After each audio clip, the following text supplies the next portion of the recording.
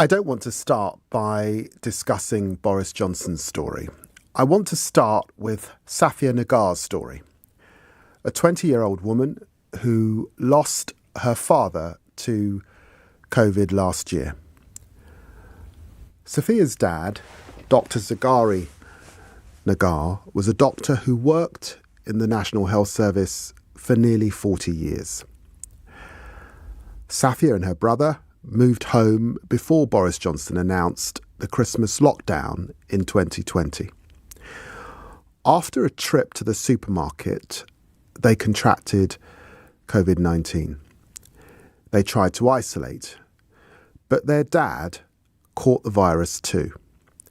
He was okay for the first week, but a few nights later, Dr. Zagari woke up unable to breathe. The next day, he began to cough up blood, and he was taken to hospital. He was in intensive care for 2 weeks. During that time, Safia and her family were unable to visit their father. They were unable to visit their father because of the laws created by Boris Johnson. And on the 7th of February, Dr. Zagari died alone. Alone. Without his family, without his friends, without anyone. Alone. I felt so guilty that I couldn't be there, Safia said. I cannot imagine the pain that she felt. For following the laws, her Prime Minister forced her to follow. But the guilt is what so many of us felt for making sacrifices during the pandemic over the last 2 years. Guilt for not visiting elderly or dying relatives. Guilt for not going to funerals. Guilt for going or not being able to go to weddings. Guilt for not seeing the birth of their own children. It breaks my heart and your heart, because the only people who should be feeling guilt are our so-called leaders, who are refusing to take responsibility for their crimes. The guilty men are the Prime Minister and the Chancellor. They've dishonoured the sacrifice that the British public made on their behalf. They've dishonoured their office. They've dishonoured their country. On the 15th of May 2020, the rule stated that you could only meet one person outdoors while exercising. But Boris Johnson and his staff drank wine, ate cheese in a Downing Street party. They were in the Downing Street garden. That day, 411 people in the UK died from COVID-19.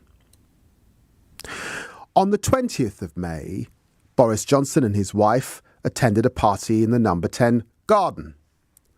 That day, 328 people died. On the 13th of November, Downing Street staff members attended a party with Carrie Johnson in the flat where she and the Prime Minister lived. 8 days earlier, the Prime Minister had announced a new lockdown in England banning indoor gatherings. That day, 376 people died. On the 15th of December 2020, the Prime Minister took part in a party quiz in the number 10 library. A week earlier, London was placed under restrictions banning 2 or more people from meeting indoors. That day, 506 people died. On the 16th of April 2021, 2 parties were held at number 10 the night before Prince Philip's funeral. Socialising indoors with people from other households was banned. The Queen had to mourn her husband alone. By that point, 130,000 people had died from the COVID-19 pandemic in the United Kingdom. It's sickening.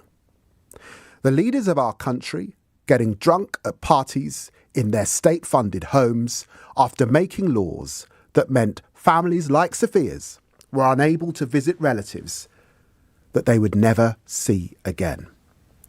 People lay on their deathbeds. Their hands remained untouched by their loved ones. As we look back today, it's absolutely crystal clear that we have a Prime Minister and a Chancellor who not only broke the law, but they lied again and again about attending multiple illegal parties. 170,000 people dying on their watch. When the revelations first appeared, the Prime Minister began to feel the heat. I remember Keir Starmer quizzing him at the dispatch box countless times, giving him the opportunity to come clean. But instead of being frank with the British people, Boris Johnson dodged and ducked, being so dishonest, lying frankly through his teeth. At first he said he didn't know that there were parties. Then he said he wasn't at any parties. Then he said that, yes, there were parties, but he didn't realise that they were parties. Now he's been fined by the police for hosting multiple parties. And he says it did not occur to him that he broke the law. Let me repeat that. He says it didn't occur to him.